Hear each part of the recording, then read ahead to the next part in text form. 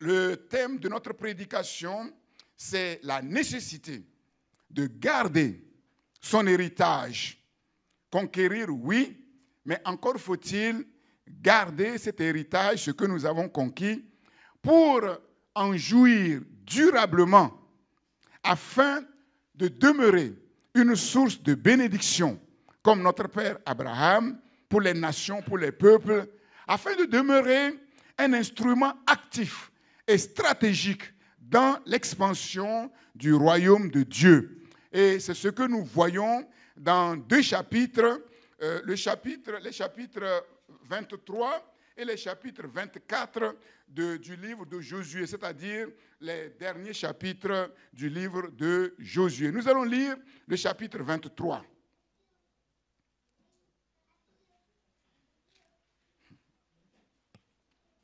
Qui est-ce qui parle là? Il faut lui dire que quand le pasteur parle, personne d'autre ne doit parler. Bon, mais comme c'est un bébé, on lui accorde une dérogation spéciale.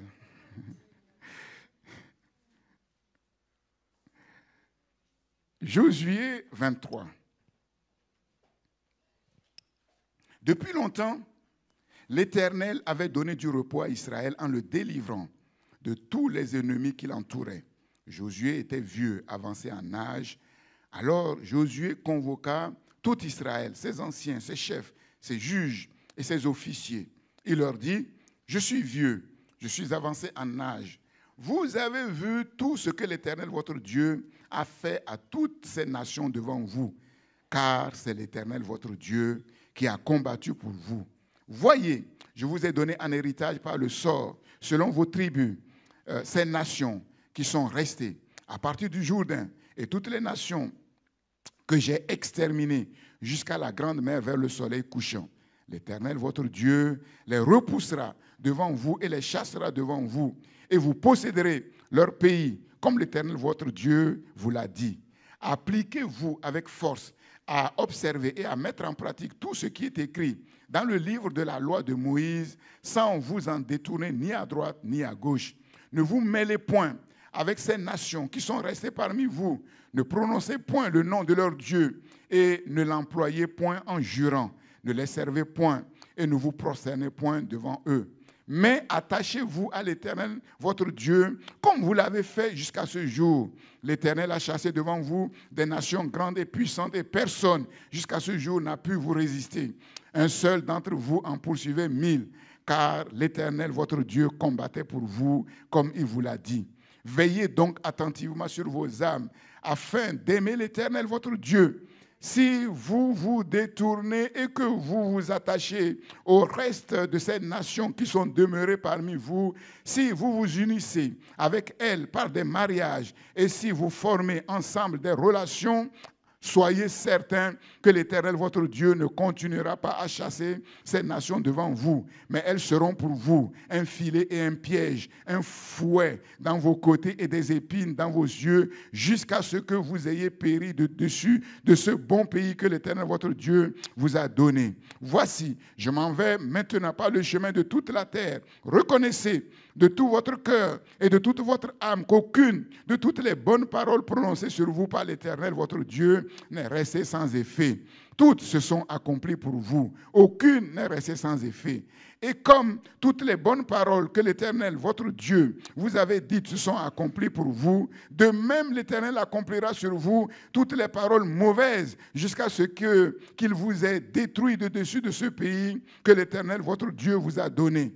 Si vous transgressez l'alliance que l'Éternel, votre Dieu, vous a donné, si vous allez servir d'autres dieux et vous prosternez devant eux, la colère de l'Éternel s'enflammera contre vous et vous périrez promptement dans le beau pays qu'il vous a donné. On va continuer. Josué assembla toutes les tribus d'Israël à Sichem et il convoqua les anciens d'Israël, ses chefs, ses juges, ses officiers, et ils se présentèrent devant Dieu. Josué dit à tout le peuple, ainsi parle l'Éternel, le Dieu d'Israël. Vos pères, Térak, père d'Abraham, père de Nacor, habitaient anciennement de l'autre côté du fleuve et ils servaient d'autres dieux. Je pris votre père Abraham de l'autre côté du fleuve et je lui fis parcourir tout le pays de Canaan. Je multipliai sa postérité et je lui donnai Isaac.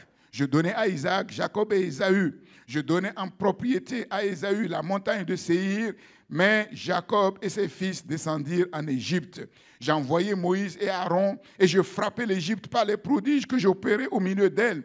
Puis je vous en fis sortir. Je fis sortir vos pères de l'Égypte, et vous arrivâtes à la mer. Les Égyptiens poursuivirent vos pères jusqu'à la mer. Avec des chars et des cavaliers, vos pères crièrent à l'Éternel, et l'Éternel mit des ténèbres entre vous et les Égyptiens. Il ramenait sur eux la mer, et elle les couvrit. Vos yeux ont vu ce que j'ai fait aux Égyptiens, et vous restâtes longtemps dans le désert. Je vous conduisis dans le pays des Amoréens qui habitaient de l'autre côté du Jourdain. Ils combattirent contre vous. Je les livrai entre vos mains. Vous prîtes possession de leur pays et je les détruisis devant vous. Balak, fils de Tippor, roi de Moab, se leva et combattit Israël. Il fit appeler Balaam, fils de Béor, pour qu'il vous maudisse. Mais je ne voulus point écouter Balaam. Il vous bénit et je vous délivrai de la main de Balak. Vous passâtes le Jourdain et vous arrivâtes à Jéricho. Les habitants de Jéricho combattirent contre vous. Les Amoréens, les Phérésiens, les Cananéens, les Étiens, les Girgasiens, les Éviens et les Jébusiens. Je les livrai entre vos mains et j'envoyai devant vous les frelons qui les chassèrent loin de votre face, comme les 2 rois des Amoréens. Ce ne fut ni par ton épée, ni par ton arc. Je vous donnai un pays que vous n'avez point cultivé, des villes que vous n'aviez point bâties et que vous habitez, des vignes et des oliviers que vous n'aviez point plantés et qui vous servent de nourriture. Maintenant, craignez l'Éternel et servez-le avec intégrité et fidélité. Faites disparaître les dieux qu'ont servi vos pères de l'autre côté du fleuve et en Égypte et servez l'Éternel. Et si vous ne trouvez pas bon de servir l'Éternel, choisissez aujourd'hui qui vous voulez servir.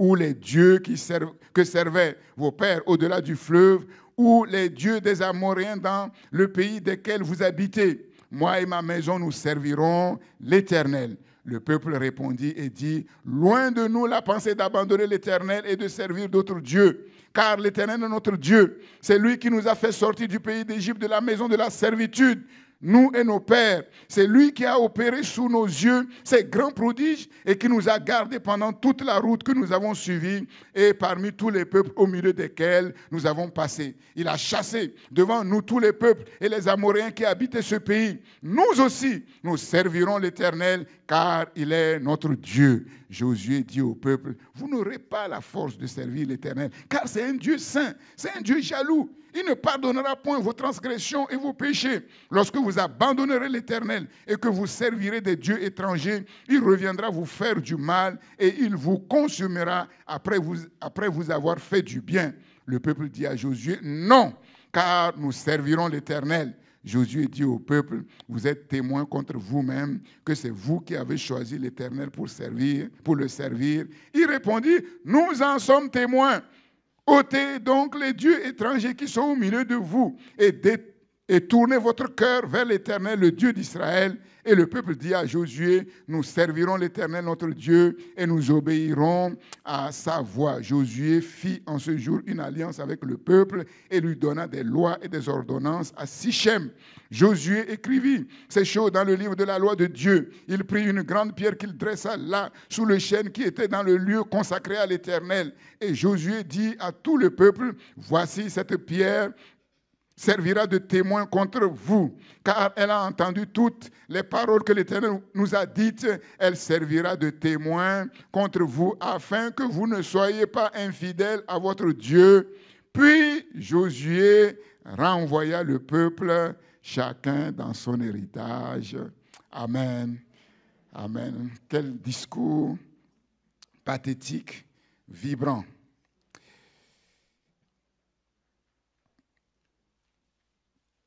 La nécessité de garder son héritage.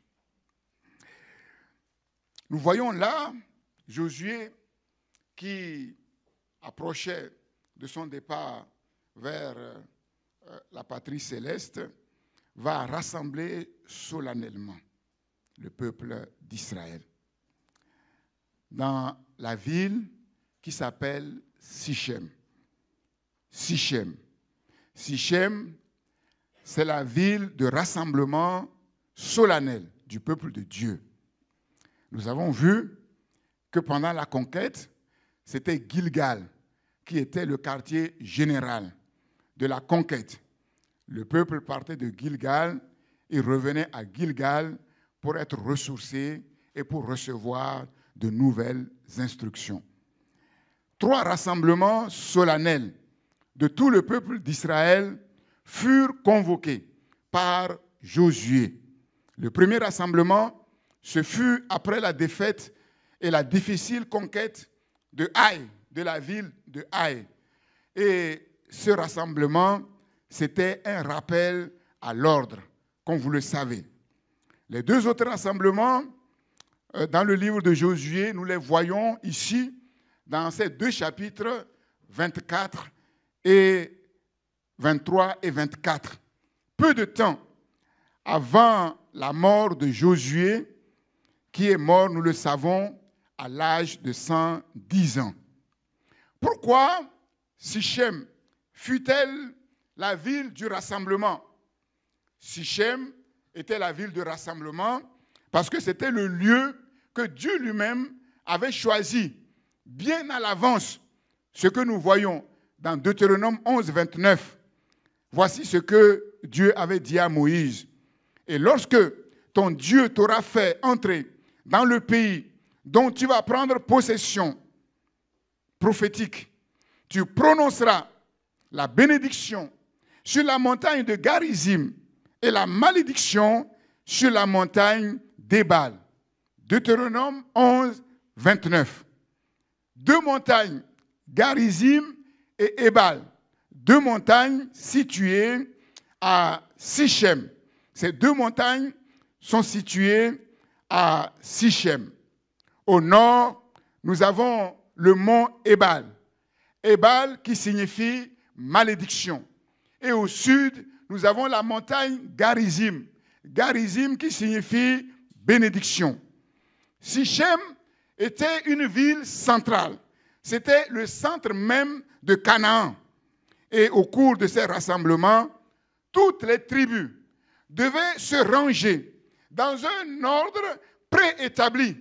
Moitié sur une montagne, moitié sur une autre montagne, selon les ordonnances que Dieu avait données à Moïse, Deutéronome chapitre 27, versets 12 à 13.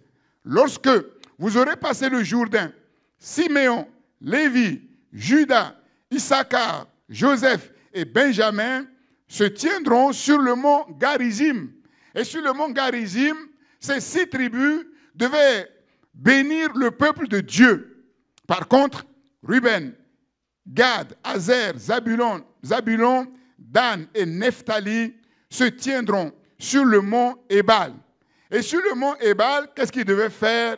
Ils ne devaient pas maudire le peuple de Dieu. Regardez la nuance. Dieu dit que les 6 premières tribus sur le mont Garizim devaient bénir le peuple de Dieu. Garizim signifie bénédiction. Normalement, si on devait être logique, on allait dire les autres tribus allaient se tenir sur l'autre montagne, c'est-à-dire la montagne Ébal, et qu'est-ce qu'ils allaient faire, puisque c'est la malédiction? Ils allaient maudire le peuple de Dieu. Mais ce n'est pas ce qui est écrit. Donc on voit qu'il y a une dissymétrie. Ils devaient se retrouver sur le mont Ébal pour prononcer la malédiction. Ça veut dire quoi? Ça veut dire que la volonté de Dieu, ce n'est pas de maudire le peuple de Dieu. La volonté de Dieu, c'est de bénir son peuple. Et s'il se trouve que le peuple se trouve dans la malédiction, ce n'est pas du tout ce que Dieu a prévu pour son peuple. Et c'est ce que nous allons effectivement voir.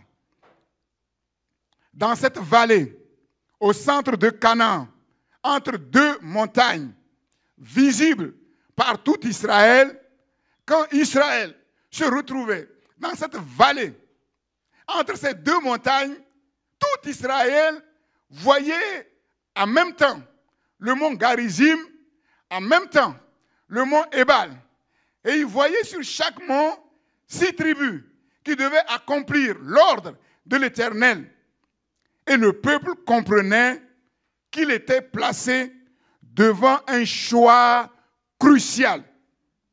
Devant un choix crucial. Au nord, Ébal, la malédiction. Au sud, Garizim, la bénédiction. Et nous savons que dans Deutéronome 30, 15, Dieu a dit, je mets devant toi 2 voies, 2 chemins, la vie et le bien, la mort et le mal. Et au chapitre 19, Dieu dit, Dieu ne laisse pas le choix à son peuple. Choisis le chemin de la bénédiction.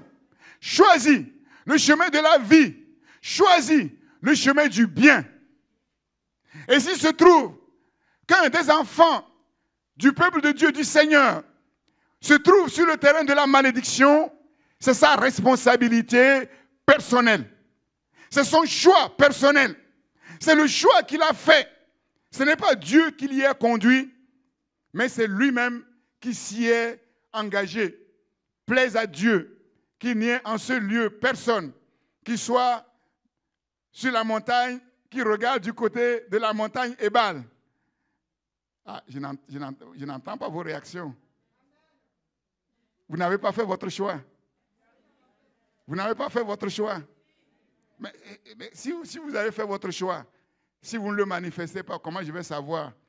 Comment les anges vont voir que vous avez fait votre choix? Si vous restez passif, ce n'est pas bien. Ce n'est pas une bonne chose. Je vous ai déjà dit, on n'écoute pas la parole comme ça pour se faire du bien. On écoute la parole de Dieu pour saisir ce que Dieu veut nous donner. Pour saisir au vol instantanément ce que Dieu veut nous donner. Si la balle passe, tu ne la saisis pas, elle passe, tu l'as vue, tu as entendu, mais c'est passé, tu ne l'as pas saisie, et la balle ne te sera pas utile. La parole de Dieu ne te sera pas utile.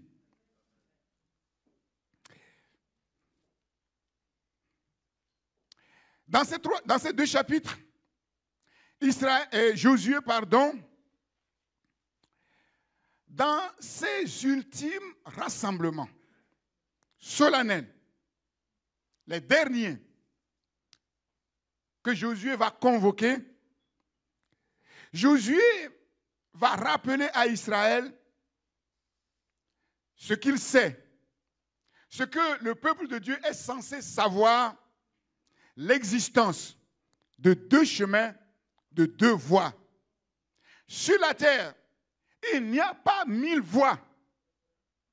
Sur la terre, il n'y a pas 1000 camps. Sur la terre, il n'y a que 2 chemins. Il n'y a que 2 voies. Il n'y a que 2 camps. Ou on est dans le camp, dans la voie, dans le chemin de la vie, du bien, de la bénédiction, ou on est sur le chemin, dans la voie, dans le camp de la malédiction, de la mort et du mal.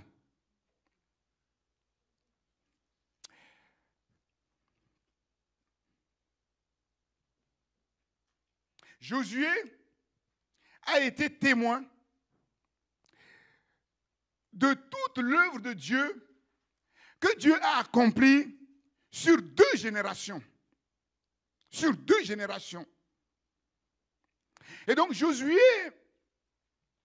avec toutes les expériences qu'il a capitalisées, était bien placé et tout à fait conscient des multiples pièges et obstacles qui se dressent sur le chemin de la foi, sur le chemin du peuple de Dieu.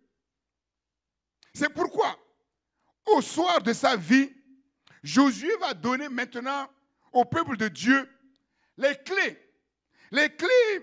pour demeurer dans la bonne voie, la voie de la vie, la voie du bien, la voie de la bénédiction, afin d'être capable de jouir de l'héritage que Dieu leur a donné de conquérir pour témoigner au monde entier de l'amour et de la bonté de Dieu. Dans le Nouveau Testament, Paul recommande au peuple de Dieu de ne pas être orgueilleux. De ne pas être orgueilleux. Qu'as-tu que tu n'as reçu?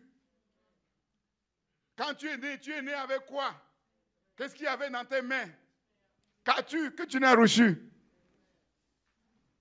Et si tu l'as reçu, mais pourquoi tu te glorifies comme si tu ne l'avais pas reçu? Il n'y a pas de raison de se glorifier devant Dieu. Et ce n'est pas bon de se glorifier de l'élévation que Dieu nous donne, de la gloire que Dieu nous donne, des richesses que Dieu nous donne. C'est ce que Paul dit.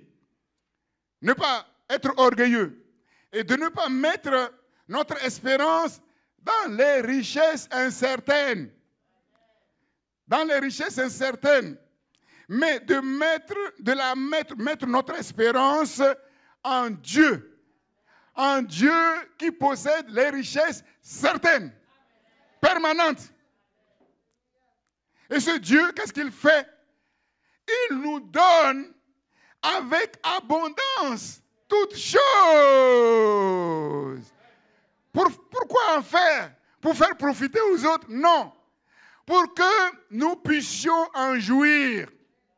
Dieu nous donne avec abondance toutes choses pour que nous en jouissions pour le témoignage de sa bonté, le témoignage de son amour, le témoignage de sa gloire. 1 Timothée 6, 17. La vie que Dieu nous donne, ce n'est pas une petite vie. Dieu ne nous a pas donné la vie pour que nous puissions la bouder, mais pour que nous puissions en jouir parfaitement. C'est ce que Jésus nous dit dans les évangiles. Josué rappelle aux enfants d'Israël ces deux voies opposées qui sont sur la terre, de leur issue, de leur aboutissement et de leur fin. La première voie, c'est la voie de la bénédiction, la voie de la vie, la voie du bien, la voie du bonheur, c'est-à-dire la voie de l'obéissance inconditionnelle à Dieu qui nous permet d'aimer l'Éternel, notre Dieu, de tout notre cœur, de toute notre âme, de toute notre pensée et de toute notre force. Et nous savons que le secret de la vie sur la terre, dans l'univers, se trouve dans une seule chose, l'amour de Dieu. L'amour de Dieu, c'est le secret de la puissance. C'est la puissance extraordinaire sur la terre. Cette puissance qui nous a été communiquée lors de notre nouvelle naissance par le Saint-Esprit.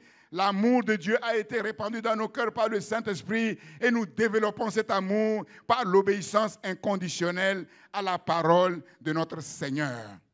La voie de la bénédiction, c'est par conséquent la voie de l'attachement fidèle à Dieu, la voie de l'engagement total au service de l'Éternel, notre Seigneur, notre Dieu. L'Éternel s'est montré fidèle à Israël, son peuple. L'Éternel a tenu parole. Il a accompli fidèlement toutes les promesses en accordant à Israël ce bon pays, le pays où coule le lait et le miel qu'il a juré à leur père de leur donner. Plaise à Dieu qu'il en soit ainsi et qu'au sortir de cette campagne de conquête et d'expansion, chacun puisse entrer dans son Canaan, chacun puisse entrer dans les projets que Dieu a formés dans son cœur pour lui, le meilleur de Dieu pour chacun. Comme je vous ai dit, Dieu n'est intéressé que par le meilleur. Et c'est au travers du meilleur de Dieu que nous rendons le meilleur témoignage à la gloire de notre Seigneur pour que les nations voient qu'il y a une différence fondamentale entre ceux qui appartiennent à Dieu et ceux qui ne lui appartiennent pas, entre ceux qui servent Dieu et ceux qui ne servent pas l'Éternel. Dieu a choisi la meilleure part pour son peuple sur la terre et cette part, c'est Canaan. Et Josué dit, vous avez vu tout ce que l'Éternel, votre Dieu, a fait à toutes ces nations devant vous. Vous avez vu. Vous avez vu. Ce n'est pas de la théorie. Ce ne sont pas des hypothèses. Et je vous ai dit que c'est fini le terrain de la théorie. Les belles paroles, la creuse, il faut les jeter à la poubelle. C'est le temps maintenant de rentrer dans le concret. C'est le temps de rentrer dans le concret. Parce que notre Dieu n'est pas un Dieu théorique. Et l'évangile que nous prêchons, la parole de Dieu que nous prêchons, ce n'est pas en parole seulement. Mais l'évangile, c'est la puissance de Dieu pour le salut de quiconque croit.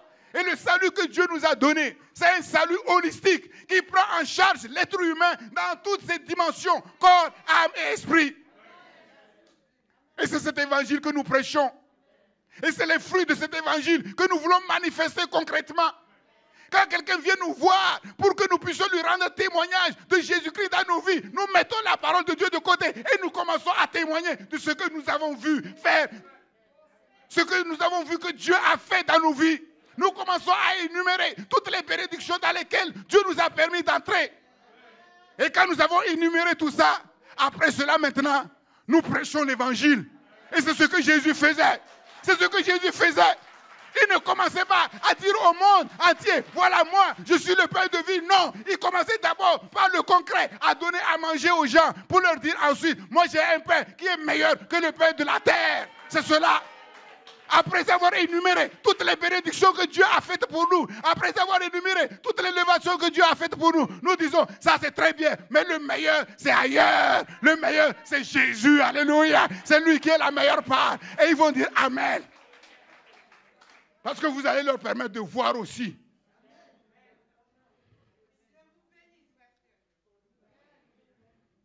Je ne veux plus que vous veniez dans mon bureau avec de la théorie. Je ne veux plus que vous veniez dans mon bureau maintenant avec des hypothèses. Je vais vous laisser un peu de temps, hein, puisque bientôt je vais partir. Pendant 40 jours, le temps que vous vous retournez un peu. Et quand je vais venir, là, ça va être le témoignage.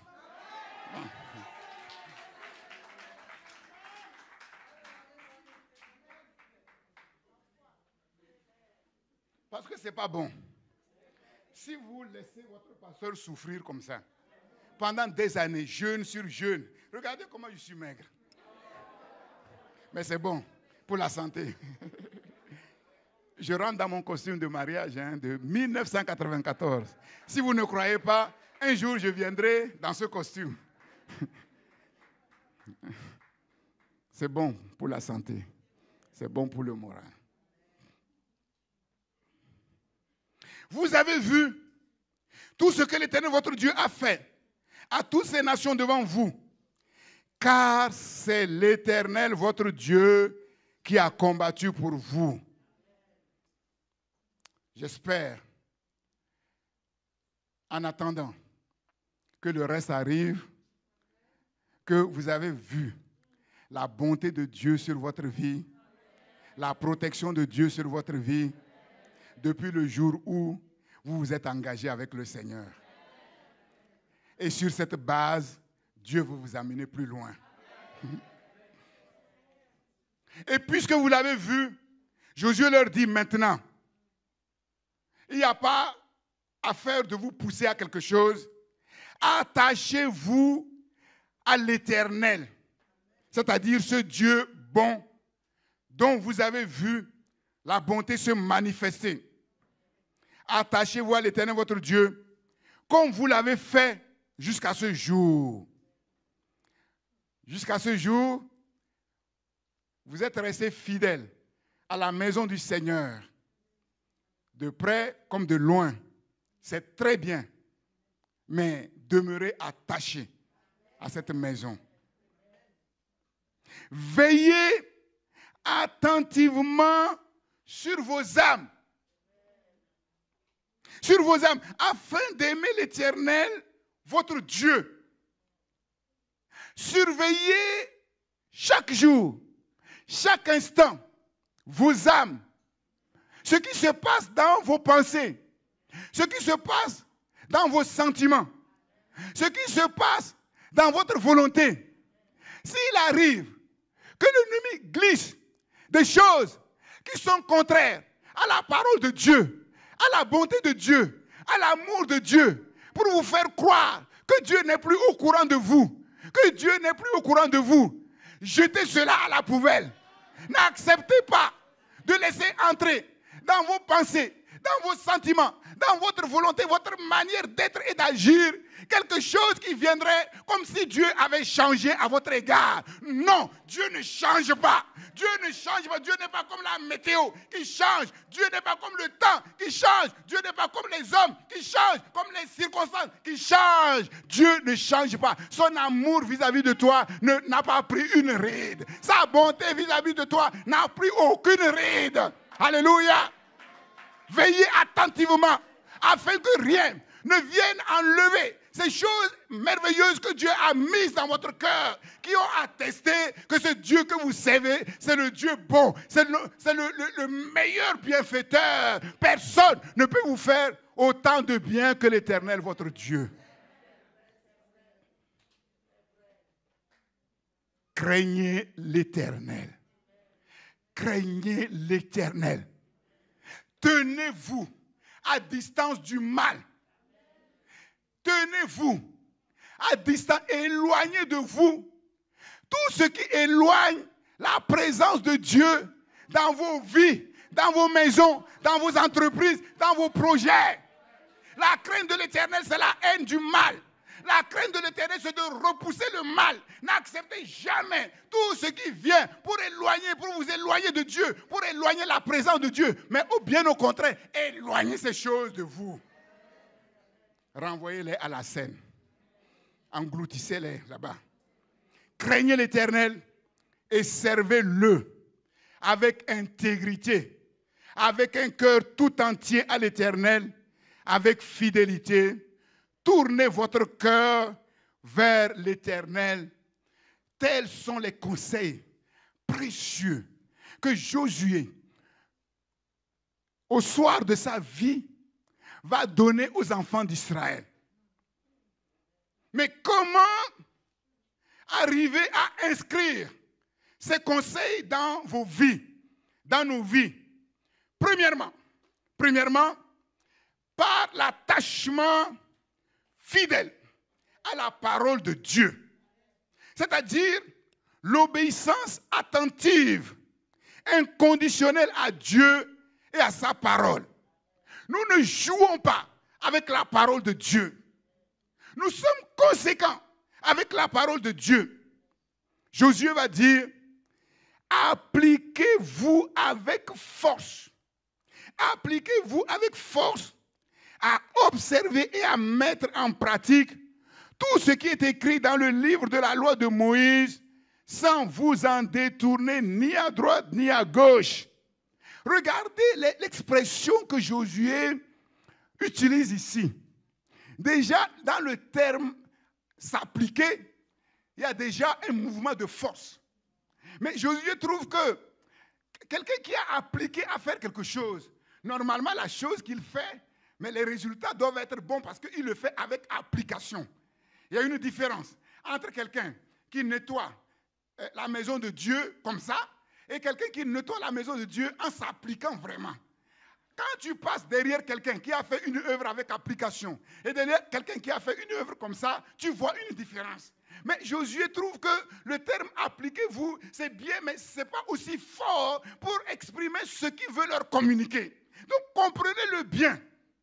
Comprenez bien tous les mots, les expressions que la parole de Dieu utilise ici, afin que vous puissiez vous inscrire de manière conséquente par rapport à cela. Par rapport à cela. Parce que tout part de la parole de Dieu. Tout découle de la parole de Dieu. Appliquez-vous, mais avec force. Avec force. À mettre en pratique la parole de Dieu. À obéir à la... Mais comment quelqu'un peut obéir à la parole de Dieu s'il ne la connaît pas? Comment? Mon peuple périt parce qu'il lui manque la connaissance. Parce qu'il lui manque la connaissance. Si tu dis que tu es attaché à Dieu, si tu dis que tu es chrétien, que tu sers Dieu, mais tu ne peux pas supporter de lire la parole ne serait-ce qu'une demi-heure, tu ne peux pas supporter d'écouter une prédication ne serait-ce qu'une demi-heure, et voire même 1 heure, et voire même 2 heures s'il le faut, alors je te dis que tu te trompes sincèrement. que tu te trompes sincèrement. Les églises qui se vantent de prêcher rapidement la parole de Dieu, je vous le dis sérieusement, si je n'étais pas pasteur, je ne mettrais jamais les pieds dans cette église. C'est comme si vous allez dans une grande école et puis le prof de mathématiques vous dit, bon, pour ne pas vous fatiguer, bon, moi, je vais alléger les choses, mais normalement, j'ai cours en 2 heures, je vais vous donner le cours en une demi-heure. Mais moi, je ne vais pas dans cette école. Je ne vais pas dans cette école. Ah oui. Parce que si nous n'apprenons pas à aimer la parole de Dieu, si nous n'apprenons pas à aimer la vérité, notre vie chrétienne sera creuse, superficielle, ne portera aucun fruit. Je vous le dis. Notre bien le plus précieux sur la terre, c'est la parole de Dieu. Vous enlevez la parole de Dieu, nous n'avons rien. Il n'y a rien. Il n'y a rien.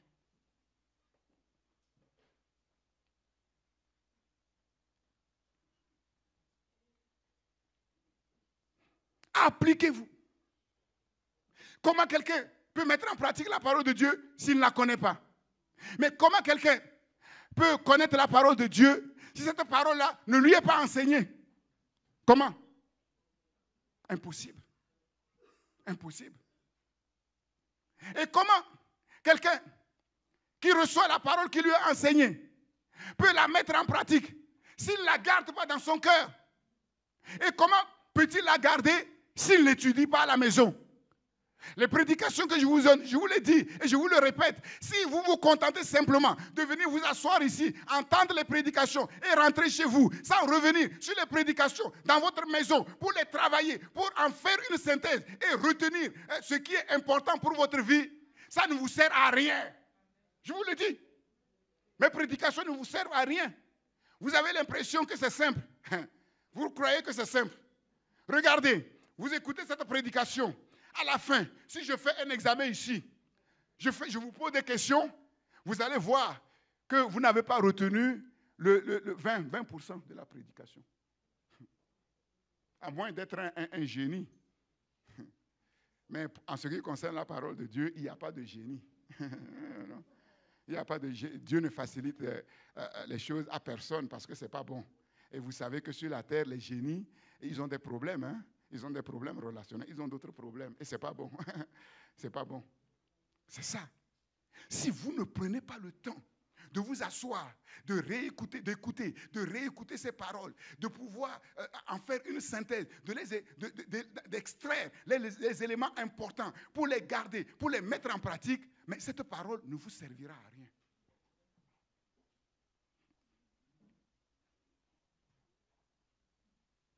Et vous avez vu que les messages que je vous donne sont de plus en plus profonds. Ce n'est plus les messages du lycée. Ce n'est plus le message de la fac. C'est les messages des grandes écoles. Mais pas n'importe quelles grandes écoles.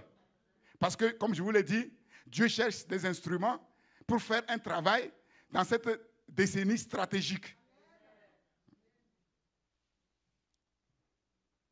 L'attachement à la parole. Deuxièmement, par la séparation totale, sans concession aucune, avec les païens, les idolâtres, les incrédules.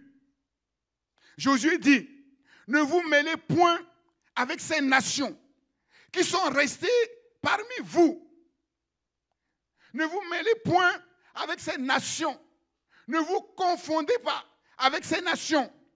Ne vous conformez pas au présent siècle mauvais, mais soyez transformés par le renouvellement de l'intelligence afin de discerner quelle est la volonté de Dieu. Si un enfant de Dieu sans discernement se mêle avec les incrédules, se mêle avec les païens, se mêle avec ceux qui insultent Dieu, ça va être compliqué pour lui. Ça va être difficile pour lui. Israël a cru. Israël s'est dit, mais Josué, il est devenu vieux. Et il exagère. Et il n'est plus de notre génération. En sa génération, peut-être que les choses sont différentes. Mais à notre génération, les choses, ce n'est pas pareil. Et Israël du moins la génération qui va suivre, n'a pas pris garde d'obéir à cette parole, de mettre en pratique cette parole, nous allons voir les conséquences désastreuses. Désastreuses. Désastreuses.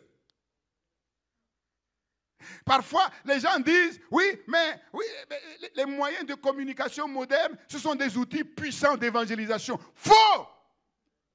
Les réseaux sociaux, ce sont des outils puissants d'évangélisation. Faux! Faux! Faux! Dans l'évangélisation, celui qui est puissant, c'est Jésus. Jésus peut faire sans les réseaux sociaux. Jésus peut faire sans les moyens de communication modernes. C'est des moyens comme n'importe quel autre moyen. Jésus, à son époque, il a utilisé une barque. Mais est-ce que la barque était puissante? Non, mais répondez-moi, est-ce que la barque était puissante? Faux! Prétexte! Jésus n'a pas besoin de réseaux sociaux. Si Jésus vient là, actuellement, il va sur les réseaux sociaux, c'est pour les démonter. Personne ne va l'accueillir. La preuve, quand il est venu, il a été sur le territoire d'Israël lui-même. Il les a démontés. Ils ont dit, on va le crucifier. Écoutez-moi bien. Beaucoup se trompent par de faux raisonnements. Si Jésus était là, il va sur les réseaux sociaux. C'est pour démonter les réseaux sociaux. Personne ne l'invitera jamais parce qu'ils vont perdre leurs moyens. S'il n'a pas hésité à démontrer Israël, avec leur système, ce n'est pas ce système mondain avec lequel il va s'accommoder. Je vous le dis. Je vous le dis sincèrement.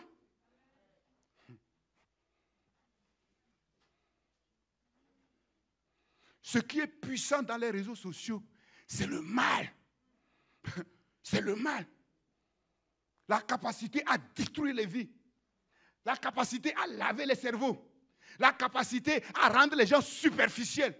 La capacité à empêcher les gens de réfléchir par eux-mêmes. C'est ça qui est puissant dans les réseaux sociaux. C'est Satan qui est puissant dans les réseaux sociaux et qui détruit les vies. Même des chrétiens. Et moi, je tremble pour cette génération. Et je crains que cette génération soit comme la génération après Josué. À cause de cela. Parce qu'ils n'ont pas le discernement. Ils n'ont pas la sagesse. Et ils se souillent les yeux. Ils se souillent la langue. Ils se souillent les oreilles. Sans même se rendre compte. Là, c'est prophétique. Ce que je suis en train de vous dire. Jésus avait parlé comme ça. Les gens ont cru que Jésus exagérait. Nous allons voir les conséquences de cette prophétie. Nous allons voir. C'est sérieux. C'est sérieux. Après, les chrétiens parlent pareil que ceux qui sont sur les réseaux sociaux. Pareil. Je vous ai dit, moi je ne parle pas comme ça. Vous ne trouverez pas sur ma langue des mots qui sont à la mode là, qui ne veulent rien dire. Tout le monde parle. Non, moi non. Vous ne me verrez pas parler en disant à chaque phrase, du coup. Non.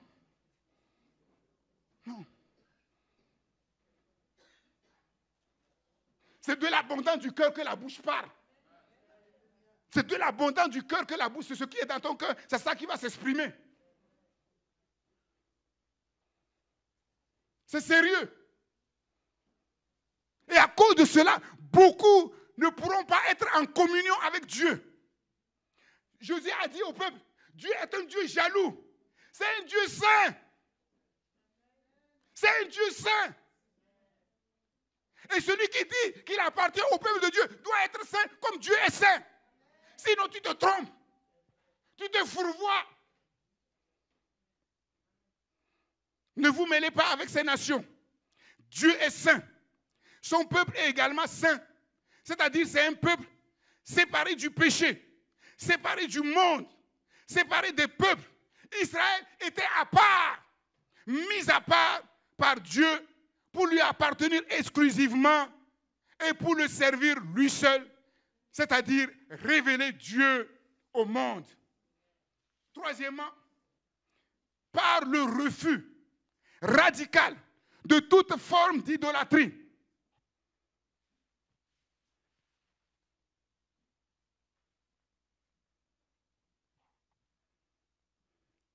De toute forme de passion débridée, c'est-à-dire interdite par la parole de Dieu, non conforme à la parole de Dieu.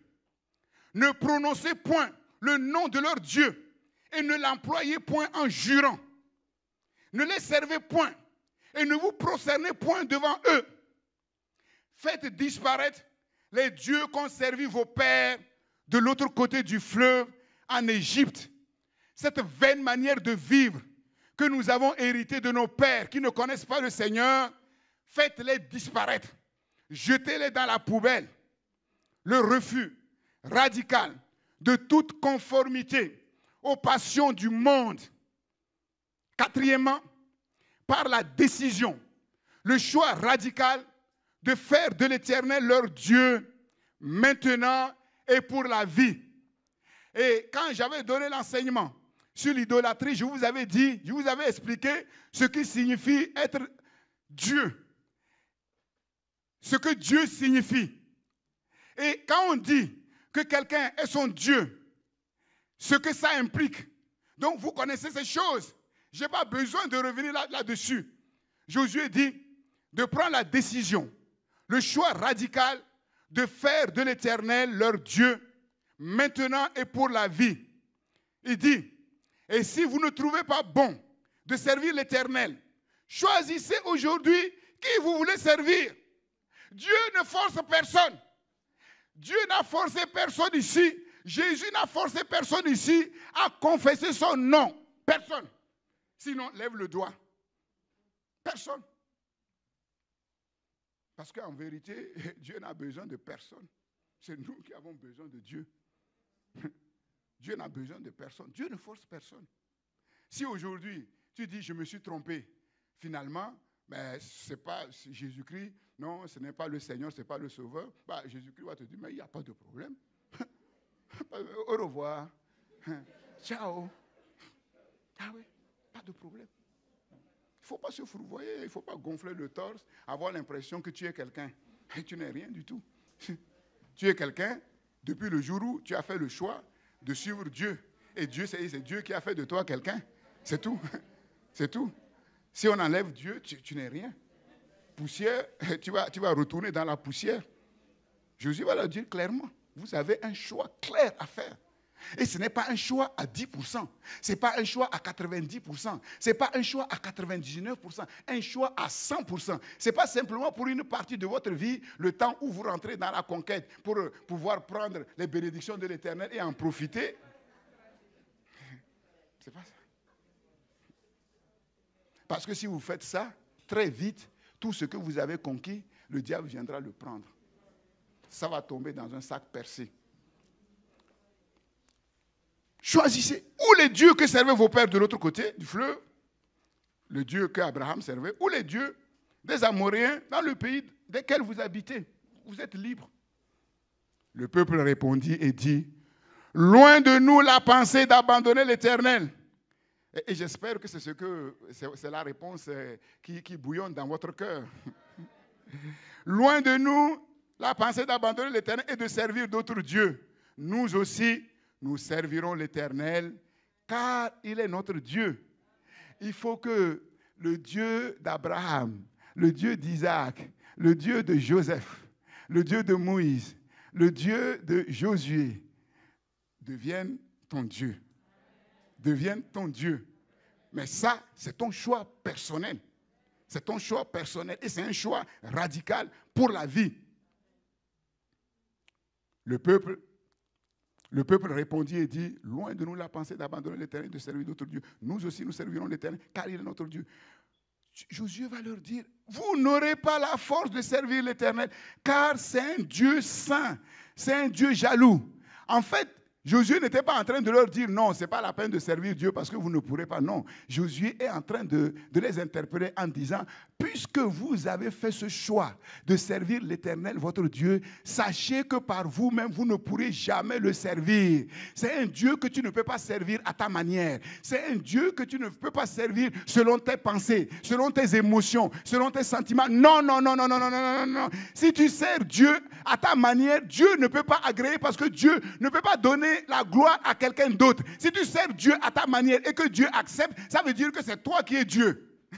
Dieu ne peut pas l'accepter. Dieu ne peut pas l'accepter. Et Josué dit, il faut que ce soit très clair. Si vous voulez servir ce Dieu, comme vous dites, si vous avez choisi ce Dieu-là et vous avez choisi de le servir, vous ne pourrez le servir que sur la base de la parole qu'il vous a adressée. C'est dans cette parole que vous devez trouver, vous devez puiser vos forces. C'est dans cette parole que vous devez comprendre les voies de Dieu, comment ce Dieu agit, comment ce Dieu fait, et vous conformer à sa voie, c'est-à-dire à sa manière d'être et à sa manière de fonctionner. Si vous ne faites pas ainsi, vous allez vous tromper vous-même par de faux raisonnements. Par de faux raisonnements. Par de faux raisonnements. Et au jour où l'ennemi va venir, il n'y a rien. Il n'y a rien. Il suffit qu'il y ait un problème. Mais on est par terre. On n'a pas la force. Parce que comme vous le savez, au commencement de la conquête, je vous ai dit, notre force, c'est Dieu lui-même. C'est Dieu qui nous donne la force. Le peuple dit à Josué, non. Car nous servirons l'Éternel notre Dieu, et nous obéirons à sa voix. Nous obéirons à sa voix. Et vous vous souvenez de cet épisode dans le Nouveau Testament où Jésus a donné à manger à des foules. Ils ont mangé, ils étaient rassasiés. Maintenant, Jésus voulait leur donner quelque chose de mieux que la nourriture céleste. Il a commencé à les élever vers le ciel en disant, le pain que je vous ai donné, c'est très bien, mais j'ai un autre pain. Ce pain, c'est le pain de la vie. Et ce pain de la vie, c'est mon corps que je donne. Si vous ne mangez mon corps et si vous ne buvez mon sang, vous ne pouvez pas avoir la vie en lui-même. Les disciples ont dit, mais ça, c'est trop fort. C'est dur. Jésus, il nous transforme en cannibales. Ah non, ces paroles sont dures. Je vous dis, faites attention sur le jugement que vous portez sur la parole de Dieu. On entend parfois les chrétiens dire, mais cette parole est dure. Souvenez-vous qu'il y en a, parmi les disciples, il y a longtemps, des disciples ont dit ça. Et on sait la fin de tout ça. Cette parole est dure. Jésus a dit, ah bon, il n'y a pas de problème. Cette parole est dure. C'est à prendre ou à laisser. Mais faites votre choix. Et à partir de ce moment-là, plusieurs parmi ses disciples se sont retirés. Jésus s'est retourné vers le cercle restreint des 12 apôtres. Il n'a pas eu peur que finalement la foule entraîne les apôtres et qu'ils se retrouvent seuls. Et vous ne voulez pas partir? Vous êtes libre. Vous pouvez partir. Et Pierre va dire, mais à qui irons-nous? On va partir pour aller où? On va aller où? On va suivre qui? C'est toi qui as les paroles de la vie. Et nous avons cru. Et nous avons vu. Ce n'est pas de la théorie. Ce ne sont pas des hypothèses. Si tu crois, tu verras la gloire de Dieu. Nous avons cru. Et quelque chose s'est passé. Nous avons vu que tu es le Saint, le Christ. Même si cette parole semble dure, c'est bon pour nous. On ne va pas passer tout le temps à ne boire que du lait. Il arrive un temps où il faut manger du beefsteak aussi. Voilà. Voilà pourquoi je ne donne plus le lait. Mais parfois, je donne quand même le lait parce qu'il y a des nourrissons qui naissent. Donc, il faut être sage pour... voilà. C'est ça. Un choix radical pour la vie. Et quand nous disons que l'Éternel est notre Dieu, que Jésus-Christ est notre Seigneur et notre Sauveur, nous devons être bien au clair de ce que ces mots cachent, le contenu de ces mots, et être conséquent. Sinon, c'est compliqué. C'est compliqué. Cinquièmement, par la nécessité de poursuivre le combat de la conquête. Nous avons vu, le combat de la conquête au niveau collectif, communautaire est terminé pour laisser place au combat de la conquête de chaque tribu et de chacun en particulier.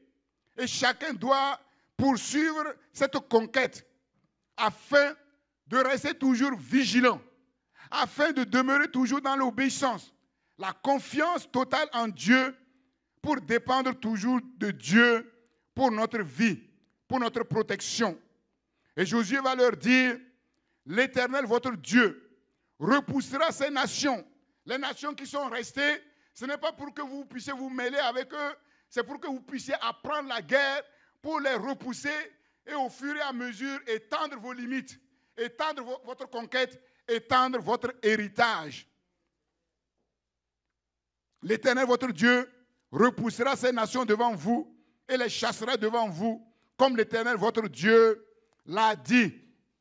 Dieu est en train de dire que si nous continuons à demeurer mobilisés pour la conquête, pour toujours aller de l'avant, Dieu va sécuriser notre héritage, Dieu va l'agrandir et au fur et à mesure, Dieu va étendre nos limites jusqu'où il n'y a pas de limite à Dieu. Sixièmement, en veillant toujours à demeurer dans l'alliance de Dieu. Demeurer dans l'alliance de Dieu. Et pour cela, Josué fait un solennel rappel, un rétrospectif de tout ce que Dieu a fait pour Israël, depuis Abraham jusqu'à ce jour à Sichem. Et quand vous lisez le chapitre 24, Josué va leur rappeler l'appel d'Abraham. Comment Dieu a appelé Abraham. Comment Abraham est tombé. Comment Abraham a été relevé. Comment Dieu l'a équarri pour être ce qu'il est devenu. La naissance d'Isaac. Abraham et Sarah étaient dans l'impossibilité d'avoir un enfant. S'ils ont finalement eu un enfant, c'est la grâce de Dieu, c'est la puissance de Dieu. La venue du peuple en Égypte, l'esclavage et l'oppression en Égypte, les plaies de l'Égypte, le jugement de Dieu et comment Dieu a fait sortir son peuple de l'Égypte, la traversée de la mer Rouge, le long séjour dans le désert, le voyage jusqu'au Jourdain, tout ça là, c'est écrit dans Josué 24. L'épisode de Balaam. Là, c'est très sérieux. Là, on comprend que Balaam était un étrange personnage, mais puissant. Puissant. Capable de détruire. Capable de démolir. Le seul peuple, les seules personnes que Balaam ne peut pas détruire, que Balaam ne peut pas démolir, c'est les enfants de Dieu. J'ai tremblé quand j'ai lu cet épisode. Ça veut dire quoi? Depuis notre naissance, il y a eu des périodes de la vie où Balaam s'est levé pour détruire ta vie. Et si tu es encore en vie, c'est uniquement à cause de Dieu, grâce au Seigneur Jésus-Christ. Un jour, le pasteur des assemblées de Dieu, j'ai oublié son nom, qui a été le directeur de l'école biblique de Kataji en Côte d'Ivoire, nous a donné un témoignage. Et il nous a expliqué parce qu'il connaissait bien les choses souterraines et comment la sorcellerie détruisait. Et il a dit, mais dans la sorcellerie, il y a des étapes et des hiérarchies. Il y a une sorcellerie qui est faite. Quand cette sorcellerie est lancée sur quelqu'un, si Dieu n'intervient pas, si Jésus n'intervient pas, impossible de vivre. Impossible. Mais ça, on ne le voit pas. Parce que je me suis dit, mais Josué, en peu de mots, va résumer l'histoire d'Israël. Mais pourquoi il met le zoom sur Balaam? L'homme fort de Satan. Quand il se lève sur quelqu'un, sans Jésus, personne ne peut tenir. Personne ne peut tenir. C'est ça.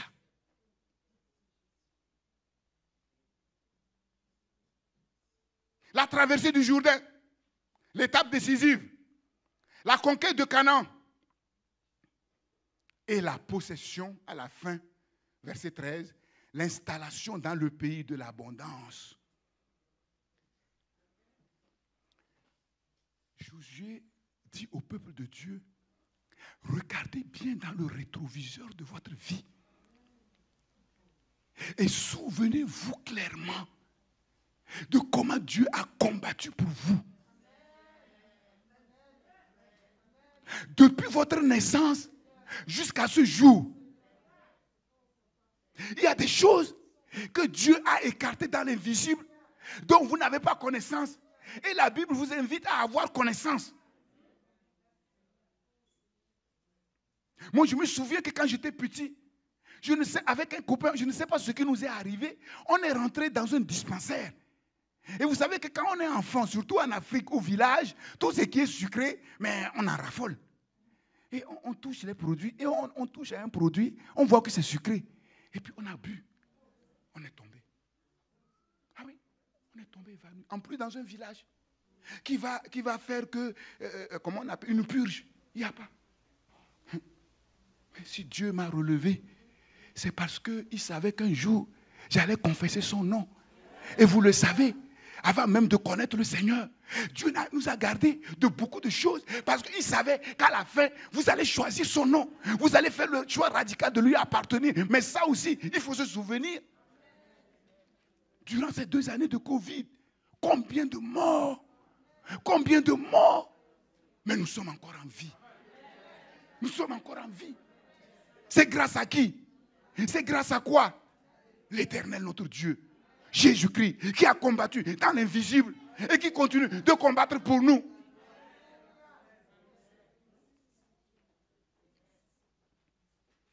Dieu sait ce qu'il a fait pour nous. Dieu sait ce qu'il a fait pour toi. Depuis ta naissance jusqu'à ce jour. Comment Satan a fait tout pour déjouer les plans de Dieu pour ta vie. Comment Satan s'est levé pour détruire ta destinée. Comment Satan s'est levé pour brouiller les cartes. Mais à chaque fois, Dieu a trouvé une sortie. Dieu a trouvé une sortie. Et quand Satan ferme une fenêtre, quand Satan ferme une porte, Dieu ouvre une fenêtre et une porte encore meilleure. Et à la fin, quand vous sortez de là, vous suivez ce chemin un peu tortueux, vous voyez qu'en sortant de là, vous arrivez au même but, mais vous avez quelque chose de mieux que ceux qui sont allés directement. C'est ça Dieu.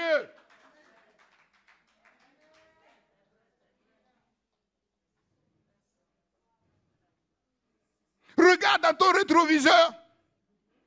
Afin de toujours rester dans l'alliance de ton Dieu, même si en apparence les choses ne vont pas comme les choses devraient aller. Oui, aujourd'hui c'est comme ça, mais demain ça va changer. Dieu a le pouvoir de faire changer les choses. Il y a un temps pour toutes choses. Il y a un temps de rentrer dans le tunnel. Il y a un temps de rester quelque temps dans le tunnel. Et il y a un temps pour en sortir. Il a la suite dans les idées, notre Dieu. Josué fit en ce jour une alliance avec le peuple et lui donna des lois et des ordonnances à Sichem. La boucle est maintenant bouclée de l'alliance qui a commencé et qui a fait du peuple d'Israël un peuple distingué, une nation sainte. Ils arrivent à la fin maintenant, après tout ce parcours-là, et ils ferment la boucle en renouvelant cette alliance, en demeurant dans cette alliance, afin que leur vie, leur héritage, leur destinée soit complètement sécurisée dans cette alliance-là, par la main toute puissante de Dieu, devant laquelle même Balaam ne peut absolument rien. Balaam ne peut absolument rien. L'Antéchrist peut venir avec des cornes. L'Antéchrist peut venir avec ses chars de feu. Tu ne crains rien. Tu ne crains rien. Josué renvoya le peuple, chacun dans son héritage. La deuxième voie, la voie de la malédiction, ce n'est pas pour nous, mais on doit la connaître pour ne pas lorgner de ce côté-là, pour tout faire, pour ne pas seulement mettre un pas en direction du mont Ébal.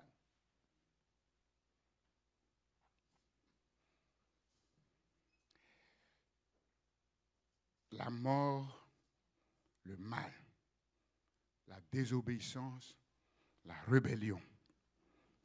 Ceux qui s'attachent au monde, qui clochent des 2 pieds, un pied dedans, un pied dehors.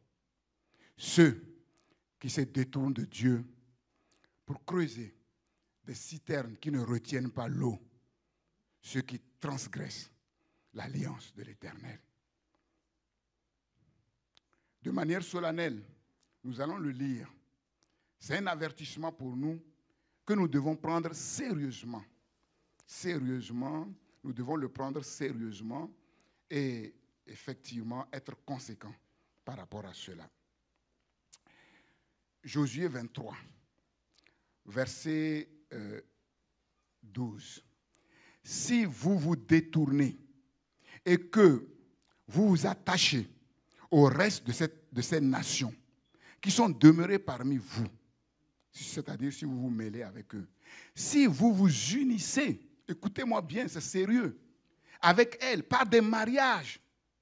Ça fait des années que je suis pasteur. Jusqu'à présent, je n'ai pas vu de ces mariages qui ont tenu. Je vous le dis clairement. Parfois même, on a vu des païens venir à l'église parce qu'ils voulaient la femme, ils se sont fait baptiser. Ils ont fait comme si eux aussi, ils connaissent Dieu. Et après leur baptême, ils ont retourné leur veste. Ça, j'en ai vu plusieurs. Voilà pourquoi faites attention. Parfois, on entend, ah oui, mais si je l'épouse, après Dieu va le convertir. Ah bon? Donc c'est après le mariage que Dieu devient puissant. Dieu n'est jamais puissant avant le mariage. Hein? Voilà. Donc là, mensonge. Mensonge. Séduction. C'est sérieux. C'est sérieux. C'est sérieux. Parce que, effectivement, comme je dis toujours, personne ne peut dire sur cette terre, je n'ai jamais fait d'erreur. Nous tous, nous faisons des erreurs. Et il n'y a pas une erreur qui soit moindre qu'une autre, mais il y a des erreurs, effectivement, dont les conséquences sont plus lourdes. Et nos bien-aimés qui sont passés par cette expérience, s'ils devaient venir nous exhorter, ils vont nous dire, non, moi je ne conseille à personne. Seulement, notre Dieu est puissant pour faire concourir toutes choses au bien de ceux qui aiment l'Éternel. Et quelles que soient nos erreurs, nous avons une voie de sortie. Dieu peut nous faire sortir proprement de manière puissante pour qu'au travers des expériences que ces personnes ont vécues, ils puissent exhorter les autres personnes et empêcher d'autres personnes de tomber dans ce piège-là. C'est ça. Mais il vaut mieux ne pas éviter ces pièges. Et si vous formez ensemble des relations, les relations, moi j'entends beaucoup de chrétiens dire oui, mais si je n'ai pas des relations, je n'ai pas des amis dans le monde, mais comment je vais les gagner à Christ? Mais ceux qui disent ça, quand je regarde leur vie, ils n'ont appelé, ça fait des années, mais ils n'ont amené personne à l'église. Moi je ris. Mensonge. Or, quand tu marches avec quelqu'un, on ne peut pas marcher avec quelqu'un et rester neutre. Il y a une influence réciproque. Donc si tu n'arrives pas à l'amener au Seigneur, ça veut dire que lui, il t'influence. Il t'influence par rapport aux choses du monde. Parce que tu ne peux pas fréquenter quelqu'un en restant 100% toi-même. Un chrétien qui reste 100% lui-même, les païens vont le fuir. Je vous le dis franchement. Vous allez avoir des relations avec les païens, mais jusqu'à un certain niveau. C'est impossible, je vous le dis, d'être ami avec un païen. On ne peut pas associer les ténèbres et la lumière. C'est impossible. Sauf si vous mettez de l'eau dans votre vin. Et ça, c'est votre problème. Moi, je ne le ferai jamais. Je ne le ferai jamais. Dieu dit, attention, attention. C'est écrit, ce n'est pas moi qui le dis, ce n'est pas le pasteur Daniel qui le dit. Josué dit clairement, ici, si vous formez des relations avec eux, si vous rentrez des associations, des collaborations, sans que l'Éternel lui-même vous donne le feu vert, vous aurez des problèmes. Vous aurez des problèmes. Vous aurez des problèmes. Moi, j'ai suivi ce conseil, mais j'ai amené plus de personnes au Seigneur que vous. Ceux qui disent des théories sans fondement. Moi, j'ai amené beaucoup de personnes. Quand je suis en relation avec quelqu'un qui ne connaît pas Dieu, je sais mettre des limites. Même avec mes parents, quand je suis rentré, j'ai mis des limites. Ah oui. J'ai dit, vous êtes libre de suivre votre Dieu, de suivre votre voie. Mais moi, je suis libre de suivre mon Dieu. Mais n'essayez pas de m'entretenir, de m'attirer dans vos choses. C'est fini. C'est fini. Les traditions là, les funérailles là, pour moi, c'est terminé. Ne me téléphonez pas pour me dire envoie l'argent pour faire les funérailles, ceci, cela. Non, non, non, non, non. Si vous me demandez l'argent pour la nourriture des enfants, pour payer la scolarité, oui. Mais moi, c'est terminé. Et il y a un respect mutuel. Et quand je leur parle, il ne dit pas, le pasteur Daniel, c'est un... Non, il m'écoute attentivement. Parce qu'il voit ma vie. Il voit que ça tient la route. Ça tient la route. C'est ça. C'est ça l'évangélisation. C'est ça l'évangélisation. Il faut qu'ils voient qu'il y a une différence. Parce que s'ils ne voient pas de différence, vous parlez comme eux, vous vous comportez comme eux, vous posez comme eux sur les réseaux sociaux, vous suivez les modes impurs comme eux. Après, vous leur dites, ouais, maintenant, je vous dis, si quelqu'un est en Christ, il est une nouvelle créature. Oui, je vous invite à changer. Ah bon? Mais toi, tu n'as pas changé. Mais nous, on veut changer vraiment. Mais montre-nous comment on doit changer. Mais comme il n'est pas changé, il ne sait pas. Il ne sait pas. C'est lamentable. C'est lamentable. Dieu n'est pas en train de dire de sortir de ce monde. Jésus n'a pas dit de sortir de ce monde. Jésus a dit, vous êtes dans le monde, vous n'êtes pas du monde. Et c'est Dieu qui nous garde dans ce monde. Les personnes là que vous appelez vos amis, si Satan saisit un d'entre eux, vous allez voir comment il va changer vis-à-vis de vous. Mais c'est ce qu'on voit dans les mariages. Au début, ils sont gentils, hein? Et au début, ils sont prêts à tout. Ah mais tu sais, moi, la lune, moi je vais te décrocher la lune. Mais après, quand on est sorti de chez le maire, mais la lune là, il dit, mais toi aussi tu es bête, hein? Depuis que le monde est monde, est-ce que tu as déjà entendu que quelqu'un... Mais je crains que parfois les chrétiennes sont trop naïves. Je le crains. De belles paroles. Et vous savez, les réseaux sociaux, c'est rempli que de belles paroles. Hein? Ah oui, il n'y a que ça. Il n'y a que ça. Les belles paroles. Chacun est sur son 31. Et tout le monde est content. Personne ne critique personne. On accepte tout. Si quelqu'un dit, moi je suis un champion, ah bon, il est un champion, il pose comme un champion. Ah ouais, lui là, personne ne vérifie pour voir si c'est réellement un champion. C'est terrible, hein? Les gens deviennent comme des moutons. Ils ne réfléchissent pas. Ils ne réfléchissent pas. C'est sérieux. Josué dit, mais attention, vous n'êtes pas n'importe qui. Vous êtes un peuple saint. Vous avez été séparés du monde. Vous avez été délivrés de l'Égypte. Vous avez été délivrés de Satan. Ne revenez pas à nouveau vous mettre vous-même sous le joug.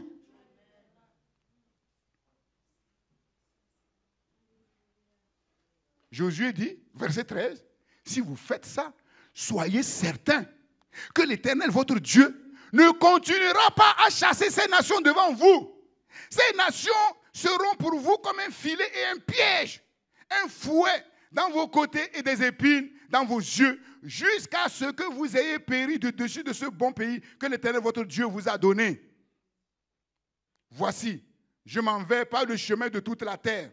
Reconnaissez de tout votre cœur et de toute votre âme qu'aucune de toutes ces bonnes paroles prononcées sur vous par l'Éternel, votre Dieu, aucune n'est restée sans effet.